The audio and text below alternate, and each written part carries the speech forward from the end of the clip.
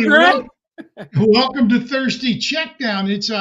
This is a TSA, the Sports Affiliation gig, and it's our mission at the Sports Affiliation to provide the very best fantasy advice possible in a positive manner and to have fun doing it because, hey, Tip, if it ain't fun, why bother? You got that right, Greg. Now, that's something we can agree on. We may not agree on Bach Bowers, and we may not agree on some of the other running backs in the league, but we can agree on that. If you're not having fun, why bother? Well, tonight we're going to tell you what stud you should sit. Yeah. We're going to tell you what sleeper you should be starting, and we'll have a variety of other topics. So I'm Greg. As you all know, this is Tip. We have two very special guests this week. First and foremost, TJ Blake of Dynasty DNA. Is that right, TJ? That's right, Greg. Thanks for having me on, guys. I'm looking forward to chatting some ball with you here for week 2. Boy, that was an eventful week 1, wasn't it? It was. Uneventful. No, but eventful for your Pittsburgh Steelers, though. Yeah, we pulled it out. If you're a Steelers fan, you tell me, would you rather see Justin or Russ? Because personally, I think Russ is a much better passer than Justin. Yeah, I totally agree, Greg. I mean, I think that we could see maybe another dimension in the passing game if Russ is available. But I will give Fields credit in the fact that he did enough. He did what he had to do, didn't turn over the ball, let that defense do a little work for him. But I'm with you. As far as I think the better pro passer and what could really help our offense a little bit, I do think Russ would be that guy that could provide a little bit more of a spark in the passing game. So, Justin Fields, like I said, I'm with you. I don't think he's that great of a passer, but as far as doing what he had to do, I'm just appreciating the fact that he didn't turn the ball over and helped us pick up the win there with that defense. So, well, tell our listeners where they can find your work, a little bit about yourself. How long have you been in the industry? What do you do? Do you focus on Dynasty? Yeah, we're a Dynasty podcast. We do a little bit of different stuff week to week during the season, though. Like we do a start-sit show on Saturday to help people with their starts and sits, but we're mainly a Dynasty podcast. We do shows like twice, 3 times a week all year long. I mean, we do one that's called Fantasy Feud. It's a Dynasty debate show. Ty, my brother, my best friend Mus for a lot of years, he's involved in it. They're 2 totally different philosophies. Ty's more of a win now guy. Mus is more of a picks and let's build it up type of guy. So they clash on a lot of their topics. So it's kind of an entertainment show, but they always get their points in. Mus thinks some guys are washed sometimes. Ty thinks some guys are a little bit better off than he thinks. And the main Dynasty DNA show, we've been doing it for 2 years now. So it's been going strong. I mean, every year we've grown. We're available on Apple Pods, Spotify, all the big podcasting platforms, and on YouTube. So slowly but steady, we've really grown it up. When we just started to pick the YouTube game up a little bit, we were just mainly doing the podcasts, but been really popular. So we're really appreciative of everyone that listens. And if you want to check it out, we do a lot of football talk over there and a lot of Dynasty talk. So we'd love to have you. Hey, okay. Our Joe guest for tonight is Chris Doherty. He is not here right now. I do believe Chris drafted with us in Houston for Scott Fishbowl. Yeah, he was. He was there. So we've got Chris's picks for tonight, and if he comes in a little later, we'll get him on the air. But for now, we're going to introduce a new segment. Last night on the Game Changers, Carla interviewed Ronnie Evans, and he mentioned a gentleman named Connor Ludlow, who runs SportsMind AI. And so I talked to Connor today, and he has agreed to allow us access to his AI engine. And every week we're going to ask a question, and we're going to track how the AI does in answering it.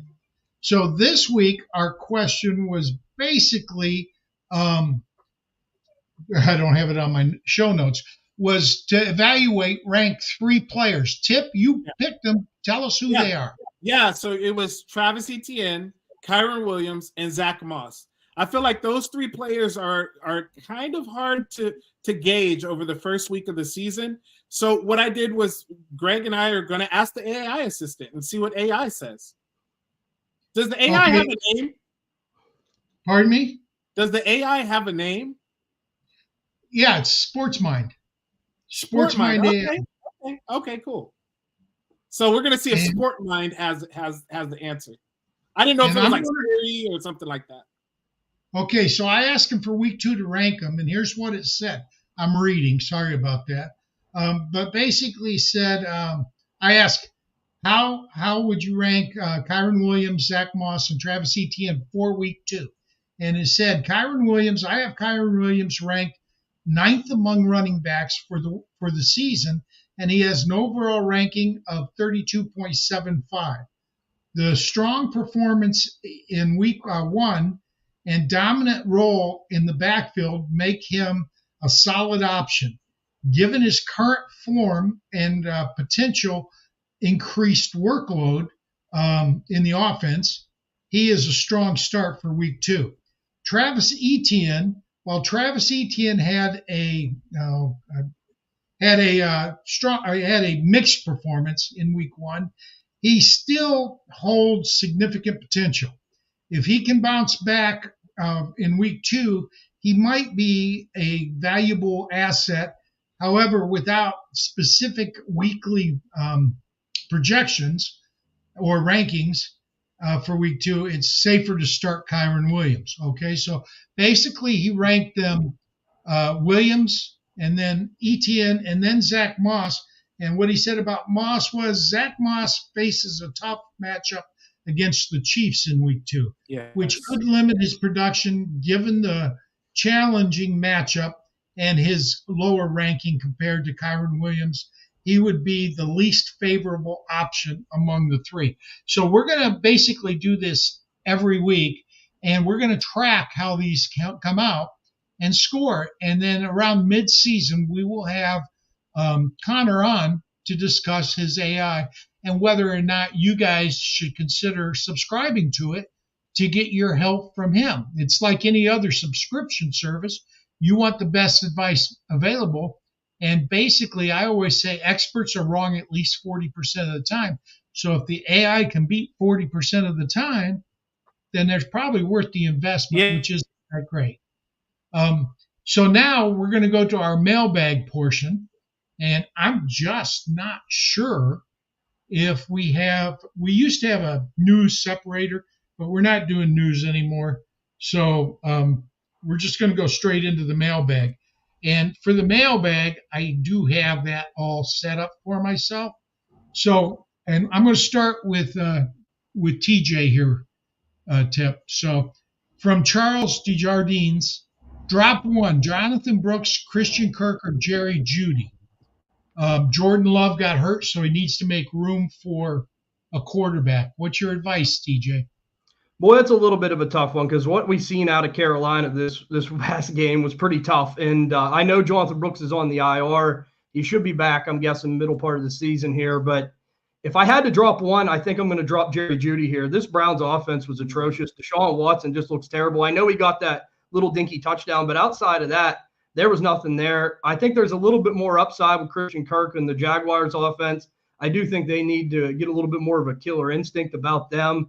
But as far as it goes with them 3 players, I think I feel a little bit more comfortable dropping Jerry Jeudy for now until we see what happens. Because Jonathan Brooks, it is bad in Carolina, but yet he's a young player. Dave Canales is a guy that's famous for liking to run the football. Can he get this straightened out? I know they spent a lot of money on the offensive line.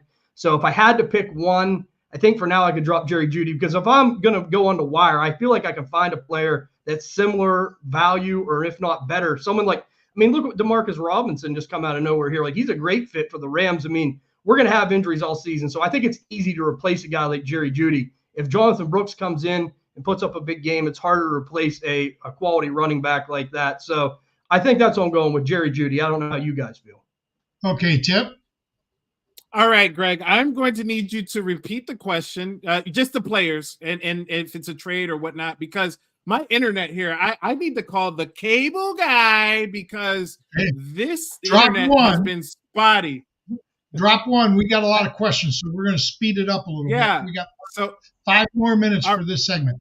Drop 1, right, Jonathan Brooks, Christian Kirk, or Jerry Jeudy, so he can pick up a replacement for Jordan Love.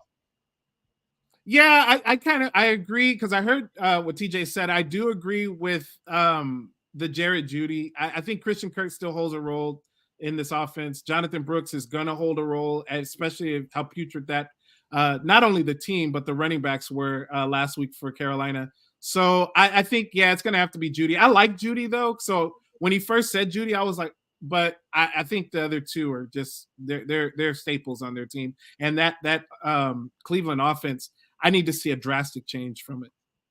Okay, so for me, it depends on your league rules. It always does. In any league, try to package two of those three for a more consistent player. That way you won't have to drop one. You'll get rid of two, get one, and that'll give you an opening.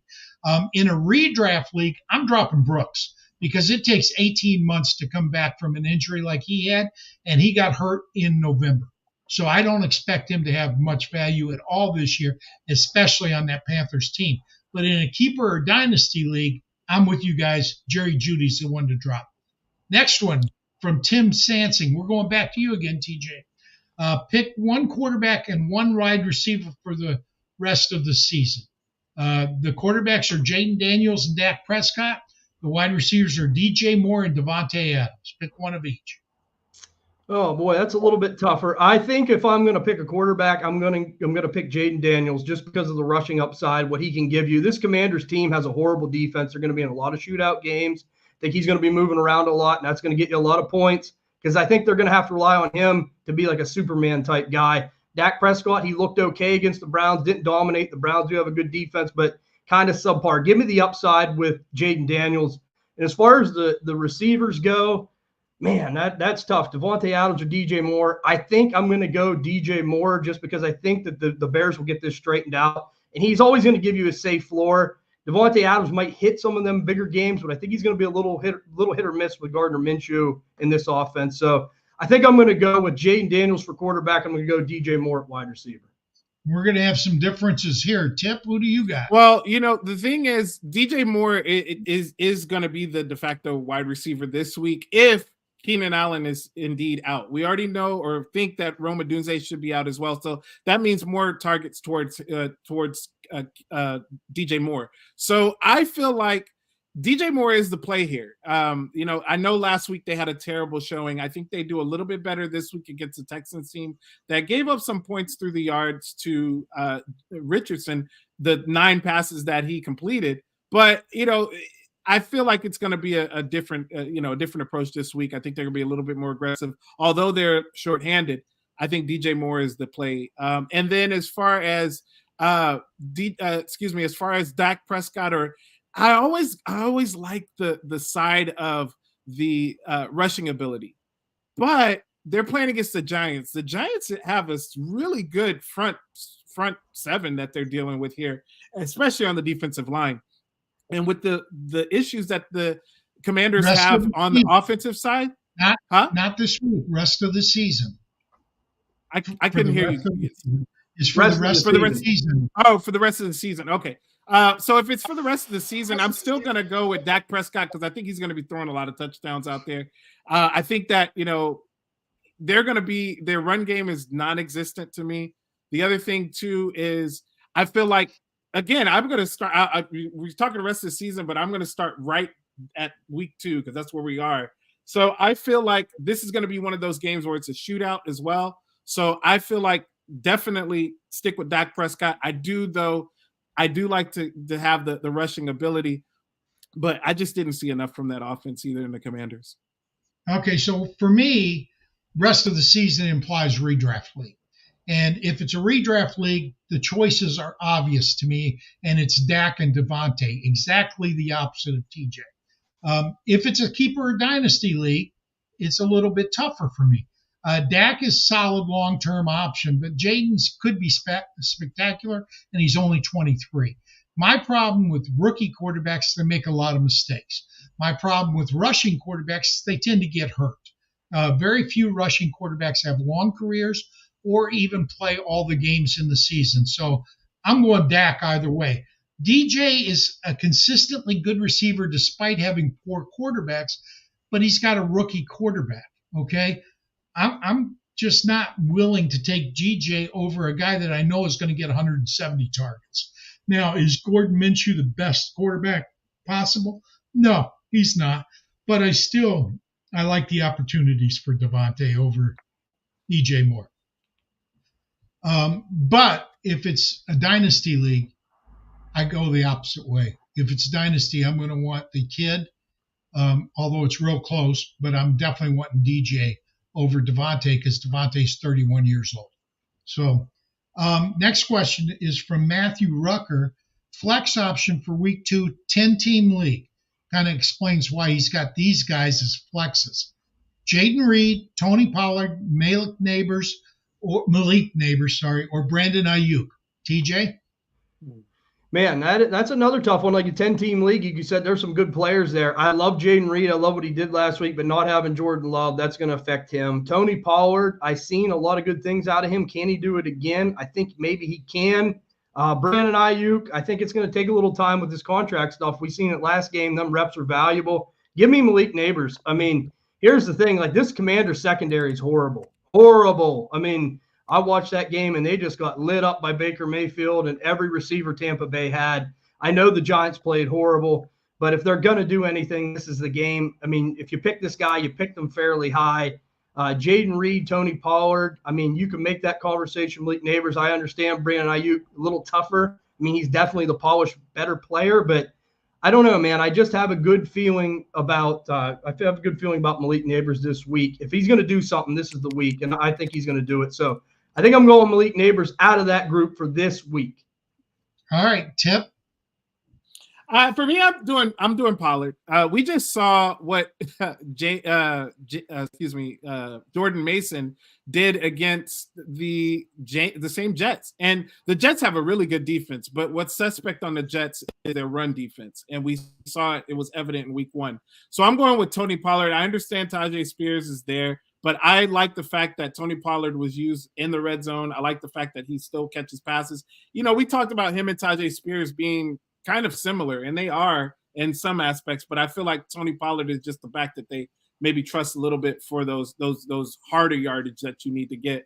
And again, look, I do think the Jets win this game, but I do think that they're also going to be passing the ball out there. I get it. I know Will Levis looked terrible this last week. So, but I still am going to go Tony Pollard just off the sheer fact that if they can get some open lanes running for Tony Pollard, he's going to get those yardage. Okay, so I take a two-pronged approach. I just read the question and get an initial response, and then I do a little research to see if my initial response is right. In this case, it wasn't. Jaden Reed has lost his quarterback, or he would have been my choice out of these four. I agree. Pollard shares time. Neighbors has Daniel Jones at quarterback. So I was leaning towards Ayuk, got the best quarterback. So then I took it a step further and looked at the matchups. To me, Reed is out regardless of matchup because I don't know what Malik Willis or Sean Clifford will do, but I don't think much of anything, to be honest. I think it's a big Josh Jacobs day in Green Bay. So I just don't trust any of the Green Bay receivers. Pollard is playing the Jets, and they just got torched by a backup running back. Now, everybody's really excited about that backup running back this week, but before this week, he was on the waiver wire for crying out loud. So, they allowed 180 yards rushing and 2 TDs. That's sweet. All right. Neighbors played 100% of the offensive snaps last week. Faces a Commanders team that couldn't cover anyone. They gave up 288 passing yards and 4 TDs through the air. So again, sweet, 2 good matchups. I'm beginning to see why this is a hard question. I can't imagine who the starting guys are over these 4. But Ayuk was my off-the-cuff call, but he had the worst week 1 and travels to Minnesota, so it's an away game. And the Vikings team really shut down the Giants in their season opener. Now, again, Malik Neighbors is one of those players they shut down. So I think, Malik Neighbors is a talented receiver. So I think they can line up against a guy like Ayuk and slow him down. So when in doubt, go running back. I would start Pollard despite the timeshare. And if the Giants get an early lead, they could go ground and pound. It's unlikely as that sounds, but it is possible. So it's two Pollards and 1 neighbors for the answer. From Devin Cullen, Purdy at the Vikings or Goff at the Bucks, 6-point TD passing. So it's not your typical 3 or 4 point, 6 point. TJ, who you got? Yeah, to me, I think this is a little fairly easier to me. I think that if I'm going to pick one of these guys, I think I'm going to go with Goff against the Buccaneers. I mean, Brock Purdy, is a good quarterback, but he's in that system. He's in that structure. I'm like you guys. Jordan Mason, I'm happy for the kid. He did what he had to do. Kyle Shanahan's the best at producing anybody that can come in and run behind that line. I think he has the most undrafted free agents scoring touchdowns out of anybody in the league. So, he really knows how to find these running backs out of nowhere. And I think no CMC is huge for Brock Purdy. Like, that's his safety blanket. He's the type of guy who can make a big play for you. I'm like you. The Vikings I think they can shut Ayuk down. Then you're just down to Debo and Kittle. I don't know. I just think with Goff with the Buccaneers, I think this is going to be more of a shootout type game. And I think that both secondaries might be a little bit suspect here. So give me Goff. I think Goff's going to be that solid guy this week. I think they're such a similar of a player, Goff and Purdy. But when one's off, you're getting like 6 points. That's the bad thing. And when they're on, you're probably getting about 24. And I think if I had to pick between the two, I think Goff's that guy this week. Okay, so we're going to move ahead because we're 5 minutes over our time. And I've got, I think, just one more. Anthony Ramirez, who should I start? David Montgomery, Tony Pollard, or Jerome Ford? Tip, your turn. This is a good one. It's for me. I'm kicking Tony Pollard out. I know we just talked about him, but if anybody watches that Detroit team, again, we talked about how balanced they are, and again, they're balanced this year. And last week we saw David Montgomery. It took him all the way to the last play of the game, but he got that touchdown for you. So I'm going to go David Montgomery here. I think that this game against the Buccaneers is going to offer a lot of points because, and we'll talk a little bit more about it later. But the Buccaneers they have 3 defensive backs that are injured and that did not practice yesterday. I haven't seen the practice report today, but they could possibly miss the game this week. So it's going to be a lot of points there. And then it could, if the Detroit Lions are up, then guess who's going to be the one closing out the clock? Yeah, that same guy you saw win the game last week, David Montgomery. All right. Question, Mike Huber, Nico Collins or Cooper Kupp? I'll get this one. Kupp's on the road against the Cardinals. Collins is at home versus the Bears. The Cards gave up 232 passing yards and 2 TDs to the Bills last week. Now, granted, that is a very good quarterback they faced. The Bears were much stingier, though it was, against an inferior passing team. But still, with Nakua out, Kupp had 21 targets, 14 receptions. Now, I don't see him getting 21 targets again, but I do see 12. I think it's reasonable. So I'd go with Cooper Kupp, but only if you can't start both, because I'd start both those guys if I could. I think both of them have the potential for 80 yards and a touchdown this week. Last one from Russell Shaw. Do I drop Herbert for Mayfield? Go ahead, TJ. If this is redraft, I can't believe that I'm saying this, but I think I might. I think I might consider it because we know Jim Harbaugh loves to run the ball. They're a team that's in a build right now. I do think Justin Herbert, from a dynasty perspective, in a couple years will be a little more attractive, a little more steady Eddie. But, you got to look at when I'm playing redraft too, this is big. Look at the division. This division's horrible that the Buccaneers are in. So he's going to be facing these teams, 6 times a year, Baker Mayfield. So give me Baker Mayfield. I can't believe I'm saying that. In a world far away a long time ago, I probably wouldn't, but I think I'm taking him. Well, TJ, the thing about Justin Herbert is his best receiver is a rookie. Yeah. And his second best receiver may be a tight end, Will Disley. Maybe you could also put J.K. Dobbins. Tip, we got to go to the next segment. Oh, come on, Greg. We got to talk. Okay, go ahead. We're gonna skip the intro into our studs to sit to save a couple minutes. But basically, we ask each person to name a stud to sit, and a stud is identified as top 12 at their position. I'll start off because I want to go quick because we're running late again. because we all like to talk. I went with wide receiver Alec Pierce. Alec Pierce had amazing week 1, scored 21.5 points to finish as the 11th best wide receiver. He was on the field 84% of the Colts offensive snaps. So why am I benching him? His success was an illusion. It was built on 2 bombs and 3 total targets. Pierce caught 3 passes, a 60-yard TD, a 57-yard moonshot, and an 8-yard finisher. 3, 125, 1. I'm not saying Pierce is a bum. I'm just saying it's nearly impossible to repeat that efficiency. So for week 2, I'm saying bench Pierce. How about you, TJ? For me, I mean, it's a guy that had a great game last week, and I won't spend a lot of time on it because I know we're running short on time, but I think I'm going to bench Stephon Diggs because here's the thing. This Texans offense looked good last week, but it wasn't really as great as you thought if you watched the game. C.J. Stroud made a couple suspect throws that got turned around on penalties. Thank God for that. Saved his day just a little bit. Made it look a little bit better. And I think this offense is going to be a little hit or miss, right? We got Nico. We got Stephon Diggs. We got Tank Dell, Dalton Schultz. There's a lot of guys there. I think it'll be a little hit or miss. This Bears defense is tough. If Jalen Johnson's going to be on him some, that'll limit him. And if you take away those touchdowns from Diggs last week, it wasn't that great of a performance. So can he do it again? Maybe. But if I'm a betting person, I think I go another direction. And it's hard to do because he's a great player, but I could see him taking a step back this week.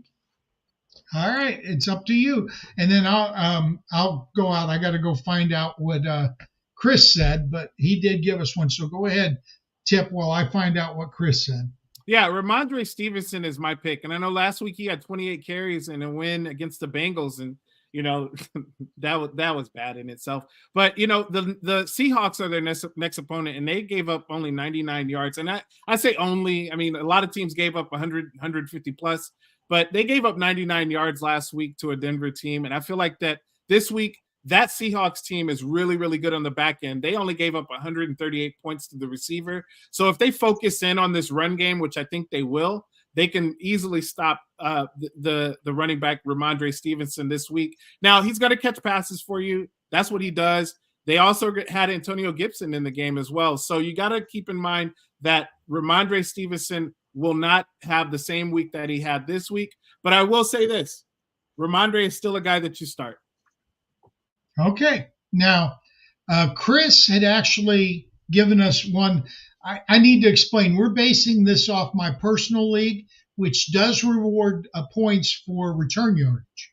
All right. So Raheem Blackshear was amazing. I went out and I got him in the Scott Fish Bowl and had him on my freaking bench and lost by 6 points.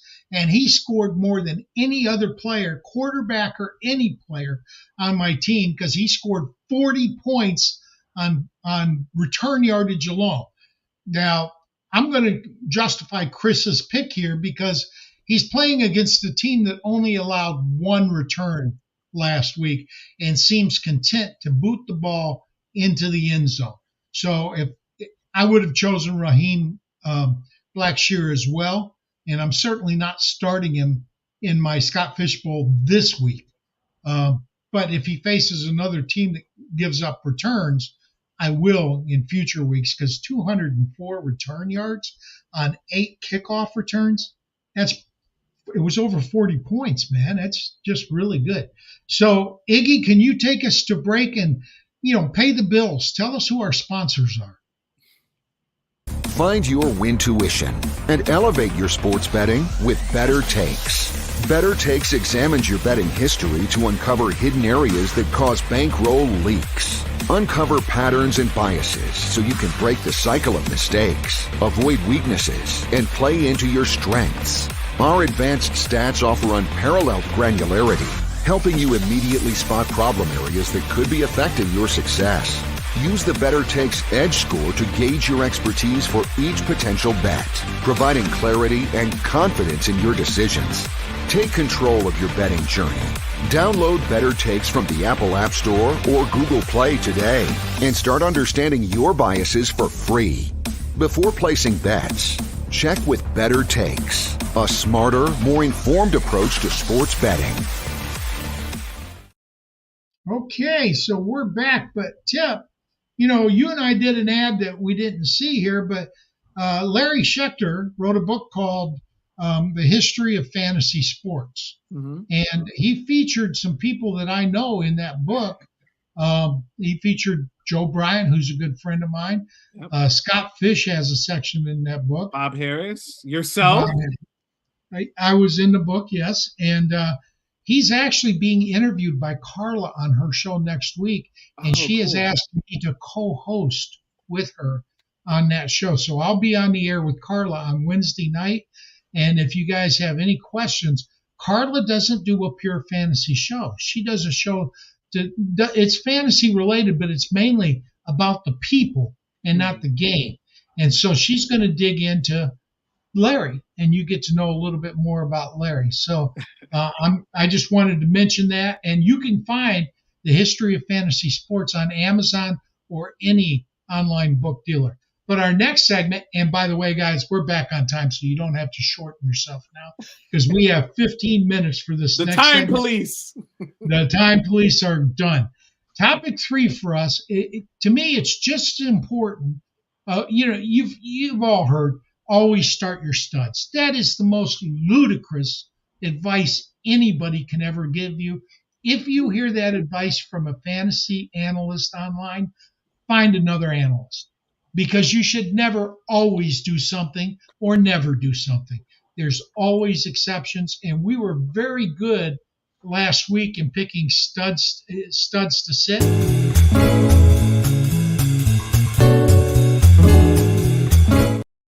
Well, that's what we just got done with, so that's a little bit outdated.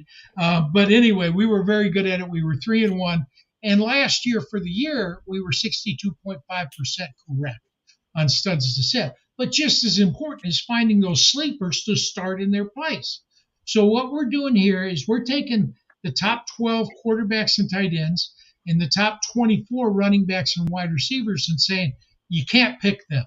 You can pick anybody else that's not on that list, and we're going to say the sleepers that you should start. Now, we weren't so good at this last week.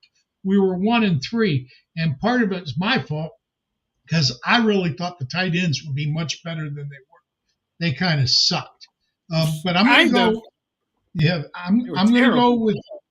Yeah, they were, and I'm going to go with Chris's first. I'm not going to justify it. I'm just going to tell the people who he picked as a sleeper to start. Now, you guys might be surprised at some of these sleepers, but trust me, they're all running backs and wide receivers, so they all finished outside the top 24. And we're saying they're going to finish inside the top 24 and hopefully in the top 12. But at least they'll be starters for you. And so he went with running back Jonathan Taylor, who finished the week as the running back 33. So he's got to move up at least 9 spots in the running back rankings. We'll see if he does it. I mean, if he wants to, he can't get behind. He has to have a positive game script because Anthony Richardson just isn't real good at checking down to running backs. It doesn't appear. He's not real good at checking down to anybody. He's really good at throwing bombs and running. That's what Anthony Richardson does. So I'll go last. Let's go with you, TJ. Who do you have? It's a guy that we mentioned earlier, and I have Malik Neighbors this week, man. Like I said, I think this is a week-to-week thing with him. You got to be cautious. I would not suggest starting him every week. I'm like you, Greg. I look at this Commanders secondary, this defense. It's a really attractive matchup. I think if there's any game the Giants can do anything through the air, it's going to be this one. And I think last week, what did he end up with, like 12 points? So it wasn't horrible if you play him as a flex play, but I still think he's going to get you that floor because I do think he's going to see a lot of targets. But I think there is a potential here with how bad this defense is. If we're going to see a Malik Neighbors coming out game, it could be this one. And if I'm going to gamble on him, I think it's going to be this week. And where you picked him, I think you go out and play him some. And I think this is the time to plug him in. Yeah, well, he's wide receiver 38 in the rankings currently. I tend to agree with you. Do you have any idea who will match up against him? Or do you think they'll play a lot of zones with, God, I can't even think of it. What's the too high coverage? Cover two? Cover two? Cover two. God, my mind is. No. Cover two and cover three, where they umbrella the deep, because Daniel Jones just hasn't shown he's real effective in the middle of the field. Do you think that they'll try to put a lid on top of Malik? I think, honestly, it'll be a lot of man, because I think what they figure is the Giants' offensive line is not very good. Okay, we'll let our guys out there on an island. Let's see if we can get after Daniel Jones like a lot of, like the Minnesota team did last week. I think that's the way it's going to start. And I think they're going to test Malik Neighbors as far as, okay, go ahead and try to beat us, and we'll see if our pass rush can beat that offensive line. But I think they're going to try that at the beginning, but we'll see how it goes. We know the secondary isn't very good. If they actually start scoring points and Malik starts really beating up on this secondary, I could see them maybe transitioning into a zone or some kind of zone coverage to try to stop the bleeding a little bit. But I think we'll see a lot of man. Okay. Tip, who do you have? Yeah, I mean, this is week 2, so a lot of the players, starters, and everything, they didn't really show up last week. So this is another guy in CeeDee Lamb who I'm going with. Look, CeeDee Lamb is... Wait. Do you feel a little bit guilty at choosing him? Just a little bit? Not as guilty as the one you picked. But Oh, wait a minute. The one I picked is wide receiver 83. The one you picked is wide receiver 28. Well, he was outside the top 24, and I think he's going to have a monster game because Marshawn Lattimore is injured. And I think that this is going to be a situation where if he is playing, that CeeDee Lamb, Marshawn Lynch does like to play against the number one receiver. You keep going back to Marshawn Lattimore. I'm sorry, Marshawn Lattimore. I've been watching a lot of Marshawn Lynch videos today, but Marshawn Lattimore, he is one of those guys that likes to just cover and blanket the number one receiver.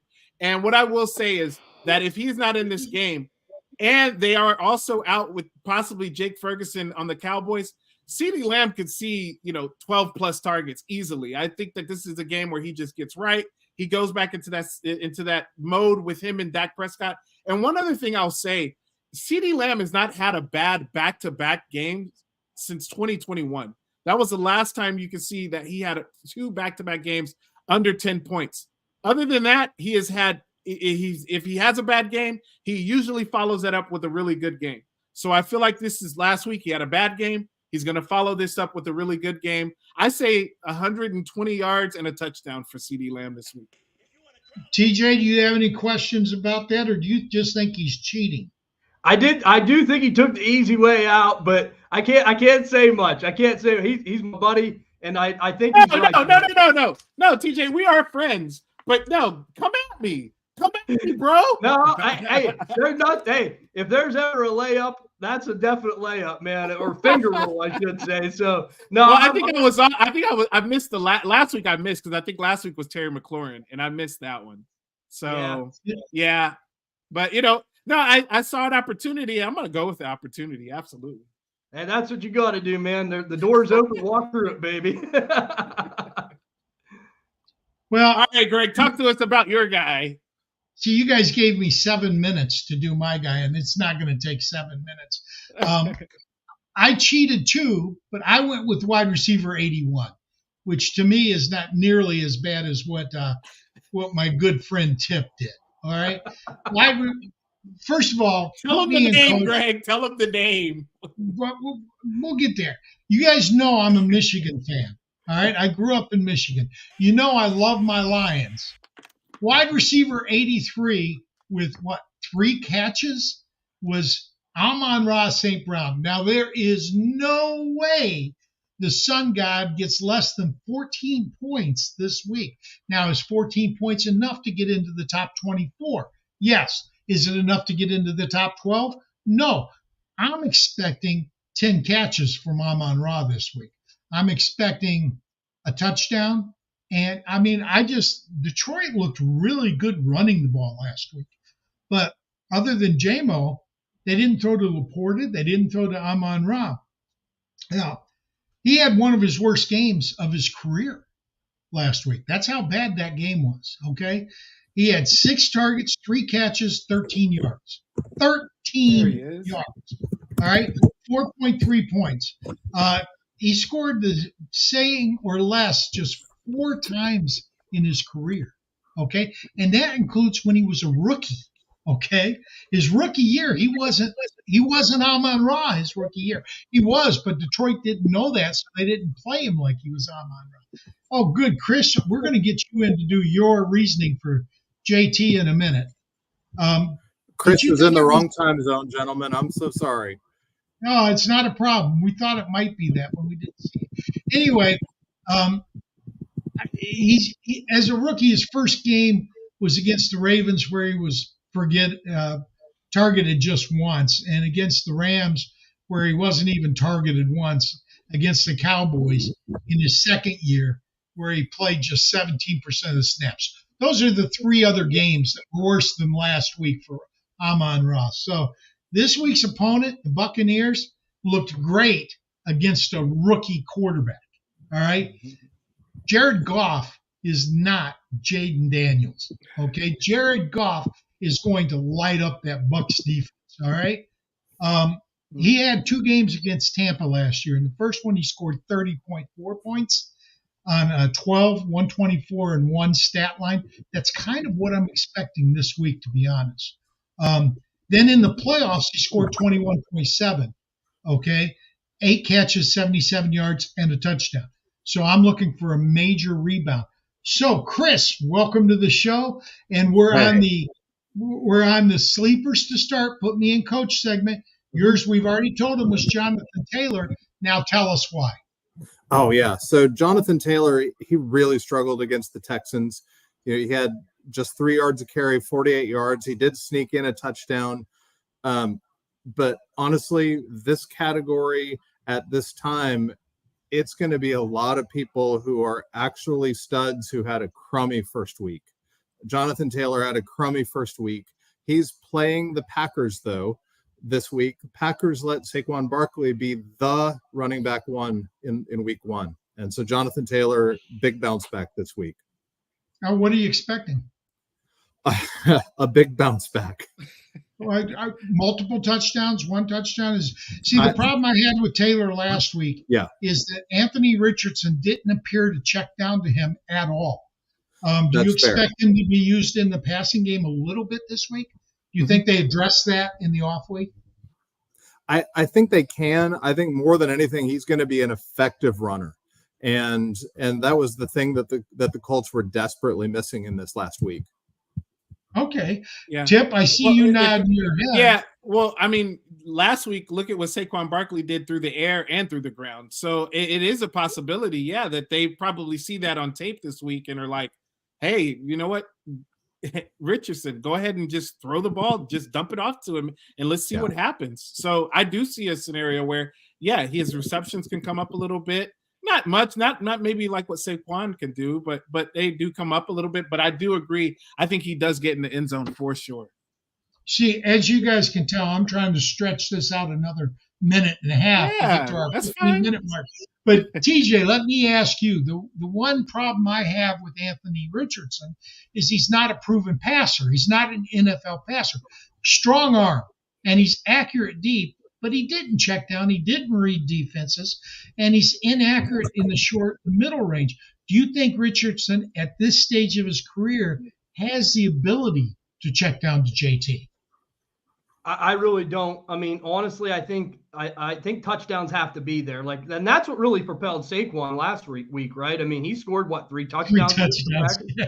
So I mean, you're going to have to score, and I think JT will be a solid play this week. But you're really banking on them touchdowns being there. One good thing that the Colts do have going in their favor, there is no Jordan Love. They should have the ball quite a bit. Maybe that will help. But I do agree with you, Greg. I don't think a lot of dump offs will be there. Just based off of, the play style of Anthony Richardson. And that's my concern. They could watch it on film and they could break it down and be like, okay, maybe we'll try to implement this, but you can't saddle a stallion. When he gets the ball and he wants to take off, man, he is going to go, so I think that's the big thing. I mean, you can't take away his God-given abilities. And I think that it's like you said, man, it's the rainbow shot or it's a power quarterback draw right up the middle. So we'll see what happens, but I'm with you on that. Over under 2.5 receptions for Jonathan Taylor this week. I don't know if that is his over under. I'm going 2. I'm going 2 under. What about you, Chris? I could see over. I think that they're going to want to play a shorter game. The Packers are going to be without Jordan Love. They're going to want to play more ball control. But I do think that they are going to continue it's real clear that they're going to play off of Anthony Richardson's, long ball as well. He was really successful with it in the first week. And that should keep the defenses honest and have less stacked boxes against JT. So in that regard, being afraid of the long ball should actually help JT in the running game. Yep. So we're going to kind of go back to our studs to sit segment since you weren't here. I mentioned that Raheem Blackshear was yours, and I used the logic that the team he's playing against only allowed one kickoff return last week. Do you have any other reason that you took him out? Well, that was exactly it. The scoring on which we're counting, are you a stud, includes kickoff returns, includes punt returns. Raheem Blackshear had 204 yards of returns last week. The Saints kicked off every ball for a return. It had no touchbacks, and so he got a tremendous number of yards. The Chargers allowed only one return, and so I think there's going to be much more limited volume. And so I think this is a key. If you're in a league that works off of, that includes return yard points, make sure you understand the tendencies of the teams that are kicking.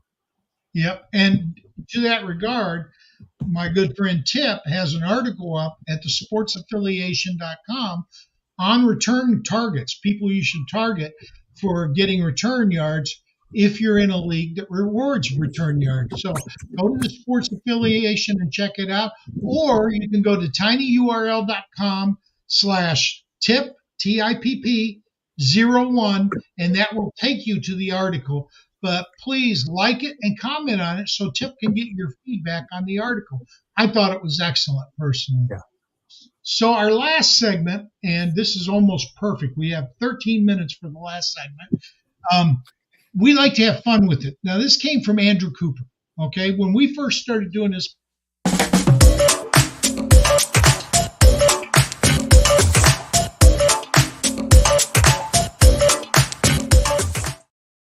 that's so great, Iggy. Thank you. He did that while we were doing the show. Iggy put that together. So basically, Andrew said you should have fun with your last segment. And so what I'm doing is I'm trying to be educational and fun. So I pick a day in history that matches today. And here's what I chose. This day in history, September 12th, 1970. The Soviet Union launched the Luna 16. It was the first robotic probe to land on the moon and return to Earth with rock samples. Okay? So a moonshot in football is a long, high-arcing pass. Anybody that watched the Colts saw a couple of those last week. All right? So what I ask, which passer throws or receiver catches the biggest moonshot this weekend? I probably should have gone quarterback, but we all went wide receiver in this. And so last to the show, first to the response. Let's go, Chris. Who do you got? Oh, you're muted, Chris. Yep. We've already been talking about the Colts. We've already been talking about Anthony Richardson. He does throw the long ball, and he throws a beautiful long ball. His touchdown to Alec Pierce last week was unbelievable. As a Texans fan, and a Broncos fan, I was dismayed by it, but it was a thing of beauty. I don't think it's Alec Pierce this week. I think it's Adonai Mitchell. Well, that kind of sucks because I picked up Pierce in one of my leagues. Now, we're gonna have to get you a split jersey. Wait a minute. I also selected Pierce as my stud to sit. I think, didn't I? No, but I told people don't count on him. I don't. So in other words, you agree with me? It's not going to be Alec Pierce this week. I think it's going to be Ad Mitchell. Yeah. It could be anybody with that backfield. Yeah. Yep. That team.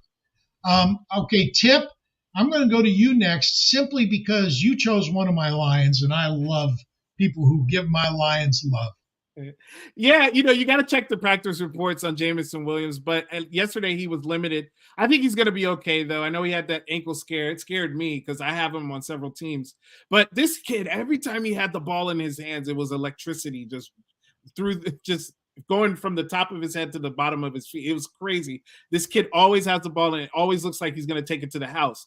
I think that he could – go ahead, Greg. You do know that a reverse doesn't count. Oh yeah, no, yeah, we do know that. But 24 yards per catch. That's significant to me. I don't think it's going to last over the course of the full season. I mean, you got to go back to like the 80s and the 90s to see some of the players that did that. So it's been a long time since that has happened. But I think 18 yards a catch is not in the realm of not being possible for him. And look, like I said, he's electric when the ball is in his hand. The other thing that I'll say too is that the Tampa Bay Buccaneers, we talked a little bit about it earlier, they are dealing with some injuries in the secondary. They're dealing with, Antoine Whitfield, he's out. You also have Josh Hayes did not practice yesterday, and also McCullum. He did not practice yesterday as well. So, was a limited practice. So I'm not too concerned about him, but we'll have to check the practice reports. If those guys are out, you best believe in the dome that Jared Goff is going to let one loose for Jameson Williams to see if they can get top off this defense. People forget Jared Goff was the first overall pick in He's his got a draft. talented arm. Yeah. He can throw the ball. He really can. Yeah. TJ, I was actually surprised by your pick because you talk about steady Eddie, but he's not really normally considered a moonshot type player. No, but I think he gets one this week. He always surprises every once in a while, but I think he's going to get loose this game. And, I'm picking on your Lions here, Greg. And, after this, I might not get invited back. But I'm going to go with Mike Evans here this week, going up against the Lions. I think this is going to be a shootout game. Mike Evans is that steady Eddie guy. I do think there's a game or two, though, in the season he gets loose for a big one. And I think this is the time it happens. So I'm sure you won't invite me back after this, but I'm going to go with Mike Evans. You can rip on don't poke the grizzly bear. I'll invite you back, but you have to understand, Will Johnson is the guy that's probably going to be matched up against Evans most of the night, and Will Johnson is actually quite good. But then you've got Cortland Davis, I think, is the other corner for Detroit, and he's really good too. Carlton Davis, yeah. Carlton Davis, thank you. Yeah, and he's pretty good. Detroit's secondary is much improved over last year. In fact, I saw a thing. Have you seen the All 22 videos on YouTube? See that? That's your cue, buddy. Okay, so I saw an All 22 video that broke down Detroit's secondary, and there were some mistakes made, but for the most part, they did pretty darn good in that game. And it was a pretty good passing team. So I'm going to disagree with you, but you will always have an invitation to come back. I promise. I appreciate it, man. Absolutely. Hey guys, if you really like what you see, and look, we all brought it today, please like and subscribe to the YouTube channel. This is the sports affiliation. But hey, Greg, we've got a couple of questions that are still up. Well, wait a minute. Wait a minute. Don't I get to name mine? No, you don't. No, because I am being the time police right now. You can be a time police in a minute. I get 1 minute. All right, Greg. Okay, go ahead. And mine is Xavier Worthy, and it's pure speed. And it's got Patrick Mahomes throwing him the ball. And Pacheco showed that he can do the running game.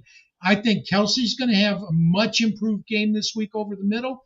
And I think all it takes is one deep throw to Xavier Worthy, and I think that's going to be the moonshot of the weekend. So I've got Xavier Worthy doing it. All right, so what are the questions? I don't know. Let's see. JC, Iggy, can you guys pop one of the questions up?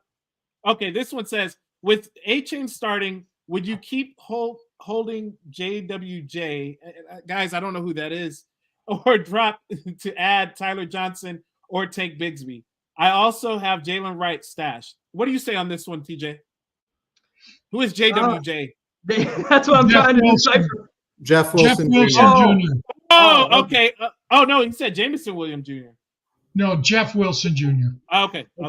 So hold Jeff Wilson Jr. or who was he picking up? The kid from Tyler Johnson. Tyler Johnson, the Rams receiver. Tyler Johnson. Or take Bigsby. See, if it was me, I'm not buying into the Tank Bigsby hype. I'm not a big believer in Miami's offense though against the Bills tonight. I think man, that's tough. I think that I would probably I would probably go with one of the receivers. Who was the other one besides Tyler Johnson? Was there another one? Rashid Shaheed? No, it was Oh, Jalen okay, Wright. okay. Jalen Wright is the stash. Yeah, see, Tyler Johnson or Tank Bigsby, I think I just hold Jeff Wilson Jr., to be honest with you. I'm not a big believer in either of them players. I think with the Rams, you're going to see Demarcus Robinson more. And with the Jaguars, you're just hoping that Tank Bigsby is going to touch the ball a significant amount more times than ETN. It may happen way down the line, but I don't see it happening in week 2. Yeah. All right, next up, and this one's to you, Chris. My running backs are Gibbs, Achane, Monty, JWJ, Wright. Wide receivers are Wilson, Reed, Higgins. That's the old question. So we already answered that one. No. Okay. We didn't answer that one. We didn't. No, that was the right one. You were right. Yeah, it's the same guy. It's the same guy, but yeah, he asked 2 Yeah, questions. he's just explaining. You can ask one question, bro. No, I'm just messing with you. You can ask as many as you want. Yeah. So I think that's Jameson Williams Jr., sports affiliation. Yeah, look, but Derek, if you put it, we need names. I'm sorry. Like these abbreviations are cool, Jeff but Wilson we need Jr. names. Jameson Williams is not a junior, first of all. Second, it's Jeff Wilson Jr. because he's got 3 Miami backs. He's got Achane, he's got Jeff Wilson, and he's got Jalen Wright. And frankly, I want to see what Jalen Wright does because he looks rock solid. Well, but you're not concerned about him being a healthy scratch last week and then all of a sudden just coming into the fold? No, I mean, not. I didn't cut Blake Corum, and the only time he saw the field was. Well, he wasn't a healthy scratch though. He played. You get these not like rookies, what you wanted him to, but you get these rookies for what they do. Week 4, week 5, week 6, and on. You don't get them for what they're doing when they're behind guys in week 1. You don't worry about that, or you shouldn't have drafted them. Okay, I mean that's the bottom line. And Derek just clarifies it's Jeff Wilson. So okay, cool. I think Jeff Wilson starts the game as the shared back with Achane, but Tip will tell you, what do I think about 188 pound backs? You do not like them at all. Like they have to be if they're 188.5, maybe Greg if they're will give you the shot. I don't like them. But I don't like Greg does not like them at all. Like Greg will not draft them. Greg will not have them on his team. I worry about Jaleel McLaughlin.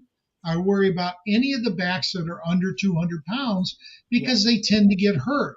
And if you look back to the game logs from Devin Achane, he had some huge monster games, and he got 25% of his points in one game last year. Then he got hurt, and it's number 10.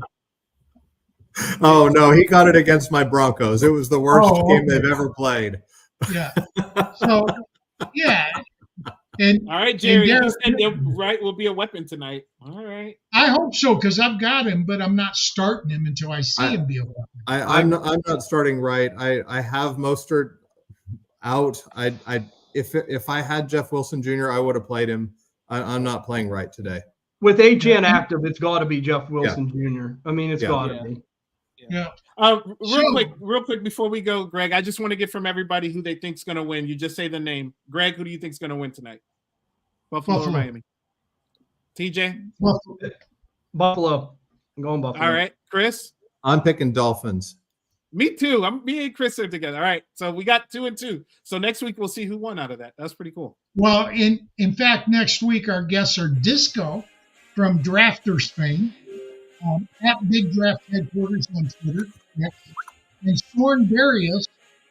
Yeah, I love his Twitter handle, by the way. Fork Slit Rundle.